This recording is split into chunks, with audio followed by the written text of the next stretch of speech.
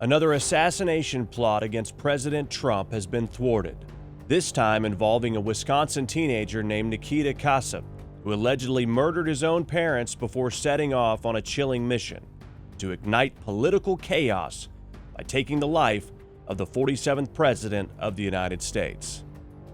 This marks the fourth known assassination attempt against Trump, 3 of which have emerged in just the last 9 months. The frequency is rising, but why? Is this the byproduct of relentless political and media hostility, a reflection of widespread unrest, or something more disturbing? A radicalized, cult-like movement driven by Trump derangement syndrome. Today on the Ike Report, we examine the alarming pattern and the common thread linking these would-be assassins, disturbed individuals seemingly activated to kill Trump. On February 28th of 2025, 17-year-old Nikita Kassepp was arrested after running a stop sign in Waukene, Kansas, 800 miles from his Wisconsin home. What began as a routine traffic stop quickly escalated into a national security concern. Police discovered weapons and the IDs of his parents, who Kassepp is accused of brutally murdering and then living with their corpses for 2 weeks before fleeing the state. According to the FBI, Kassepp had been communicating with an individual in Russia and had partially paid for a drone intended to deliver a Molotov cocktail. His manifesto, recovered by police, called for the assassination of President Trump to, quote, instigate a race war and sow chaos. Disturbingly, Kassepp's phone revealed links to the Order of Nine Angles, a neo-Nazi satanic extremist group with anti-Semitic, anti-Christian, and anti-Western views. His plan, according to investigators, was to assassinate Trump, overthrow the U.S. government, and flee to Ukraine, a country currently home to the Azov Brigade, a controversial paramilitary group with neo-Nazi origins that has been involved in Ukraine's conflict with Russia. Although no direct link has been confirmed between Kassepp and the Azov Brigade, this is not the first time Ukraine's militant landscape has been cited in a Trump-related assassination plot. In September 2024, Ryan Ruth attempted to assassinate then-candidate Trump at Trump International Golf Club in West Palm Beach, Florida. Ruth had reportedly traveled to Ukraine several times to join anti-Russian efforts. His motivations? Trump's peace plan for Ukraine and Russia, which Ruth feared would undermine the Ukrainian cause. He was also filmed at a May 2022 protest organized by the Azov Brigade, raising questions about a potential connection.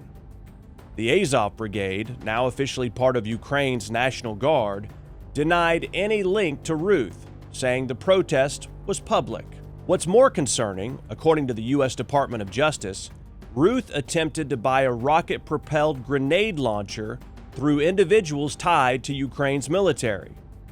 One must ask, did officials within the Ukrainian government know of the plot and choose to remain silent?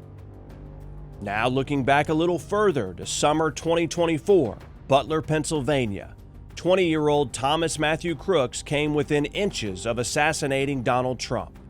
Yet, nearly a year later, we know shockingly little about him. According to the New York Post, a private investigator named Doug Hagman believes Crooks was working with a criminal network and he didn't act alone. Hagman said Crooks was handled by more than one individual and cited a geofence analysis of cell phones and tablets that did not belong to Crooks, yet were in close proximity to him repeatedly at his home, the rifle range, and at his high school. A study by the Heritage Foundation's Oversight Project found that someone visiting Crooks's home had also visited a location adjacent to an FBI office in Washington, D.C. Crooks was allegedly messaging individuals in Belgium, New Zealand, and Germany, according to the FBI. Congressman Clay Higgins believes, through his investigation, that Crooks was on a prescription drug that, quote, made him go crazy. Who was Crooks messaging with? And who was his handler? What kind of drugs was he taking? Who are his foreign contacts? And who, if anyone, was guiding him? Let's rewind to 2016, to the very first known assassination attempt against Trump. It received little to no media attention. 20-year-old British citizen Michael Sanford, who was later found to be autistic and experiencing psychosis, tried to steal a police officer's firearm at a Trump rally in Las Vegas. Sanford claimed he had been planning the attack for over a year, citing his belief that Trump was a, quote, racist who deserved to die. His actions, according to court documents, were driven by delusions and mental illness, but again, shaped by the mainstream rhetoric of that time. So what do these men have in common? They were mentally unstable or ideologically extreme, and all believed that Trump posed a grave threat, often parroting phrases and narratives that echo mainstream media and Democrat talking points. Consider this. Ruth warned that Trump's election would be, quote, the end of democracy. Crooks acted during a time of intensified rhetoric calling Trump a fascist and a threat to democracy.